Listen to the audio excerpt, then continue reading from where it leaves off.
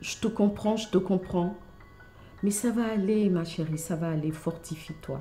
Je sais que tu vas t'en sortir, t'en sortir, tu vas te retrouver. Allez, je te laisse. Prends courage, bisous. Ah, pas facile la vie de femme, les héroïnes, n'est-ce pas? Il y a tellement de situations auxquelles nous sommes confrontés. Par exemple, vous vivez depuis longtemps avec votre homme, mais vous ne ressentez plus rien pour lui. C'est une situation qui est beaucoup plus fréquente qu'on ne le pense dans la vie des femmes, mais elle est tellement compliquée à expliquer que on essaie de ne pas en parler. Mais si profondément vous êtes confronté à cette situation, que faut-il faire? Voici quelques conseils pour tirer votre épingle du jeu. Premier point, ne pensez pas systématiquement à une séparation immédiate. En effet, le mariage est une chose très importante qui a vocation à durer dans le temps. Vous ne devez donc pas penser systématiquement à la séparation. Deuxième chose, dites-vous qu'il y a forcément une raison à votre perte d'amour. Vous devez donc mener une réflexion profonde pour trouver l'élément déclencheur. Après réflexion, vous aboutirez à l'un de ces points. Soit il est en faute. En effet, il vous a trahi, vous vous sentez abandonné, il vous a menti, il vous a trompé. Bref, il a blessé votre cœur et vous n'êtes pas prête à pardonner. Dans ce cas, je vous exhorte à vous calmer et à décider profondément de pardonner.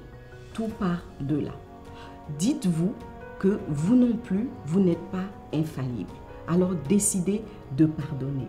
Ensuite, prenez le temps d'organiser un tête-à-tête avec votre chéri et exprimez-lui votre ressenti en lui demandant de changer. En tout cas, de faire l'effort de changer.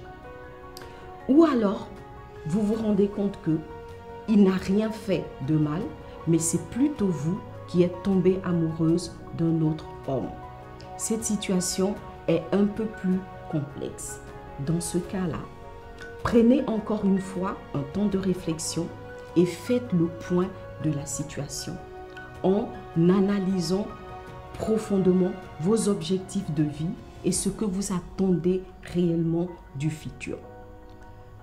Je vous conseille de faire le choix de la sagesse parce que les sentiments sont éphémères et vous vous rendrez compte qu'ils partiront aussi vite qu'ils sont venus.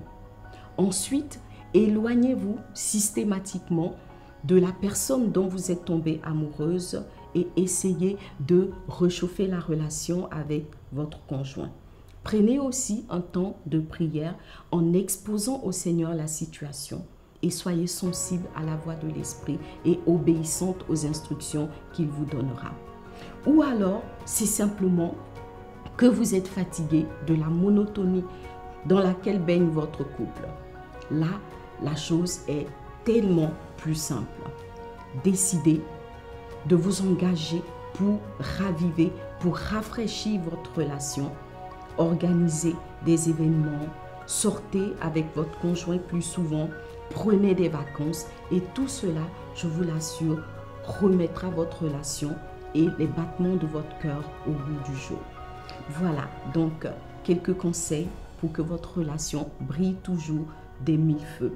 Que Dieu vous bénisse, héroïne. À très bientôt. Et surtout, relevez-vous.